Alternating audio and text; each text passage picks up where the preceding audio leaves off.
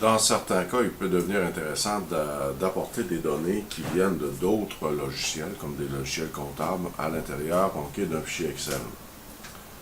Pour ce faire, vous avez besoin à ce moment-là d'un fichier de données qui contient les données. Donc souvent, les logiciels comptables ou autres ont la possibilité, il y a une option de tous des rapports qu'on peut produire, de les produire en fichier texte. Simplement pour vous montrer le contenu.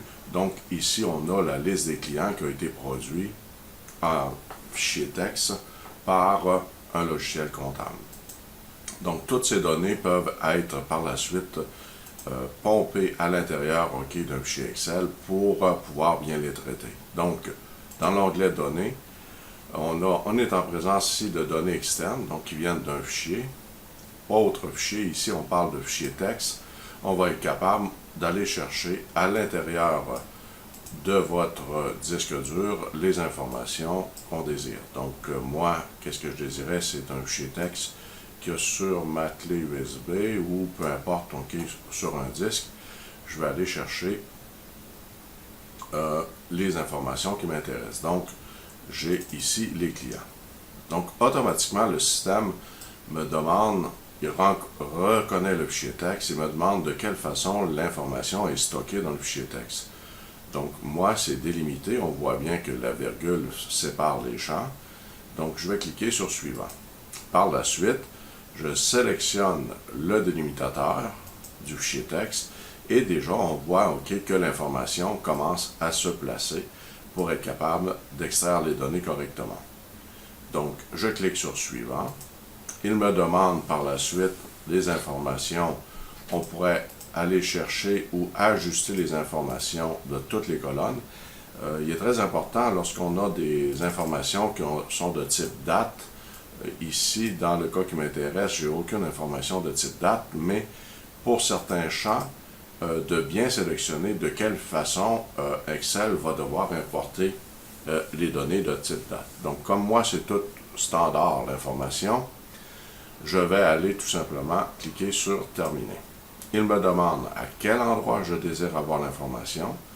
Supposons que c'est sur la feuille 1 à la colonne A1, je clique sur OK.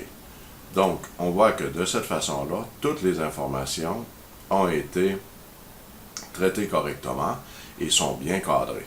Donc, si on avait eu 2000 lignes ou 2000 clients, 3000 clients, 5000 clients, peu importe le nombre, Excel est capable d'aller chercher cette information-là pour être capable de bien traiter l'information par la suite. On aurait même pu ici faire quoi? Avec une autre option de données, convertir. C'est-à-dire ici, je veux convertir et mettre le prénom et le nom dans deux cellules différentes, donc convertir. Encore une fois, ici, c'est à délimiter. Je clique sur Suivant. C'est délimité par l'espace, donc on voit bien ici que on va vraiment placer l'information correctement. Je clique sur Suivant, je lui indique l'adresse par la suite que je désire mettre l'information, donc supposons que je désire mettre l'information ici, je fais sur Retour et je clique sur Terminer. Donc on voit qu'il a bien pris l'information qui comportait deux éléments et les a replacés à l'intérieur ici de 2 ou 3 colonnes. Donc la manipulation de données est possible dans Excel.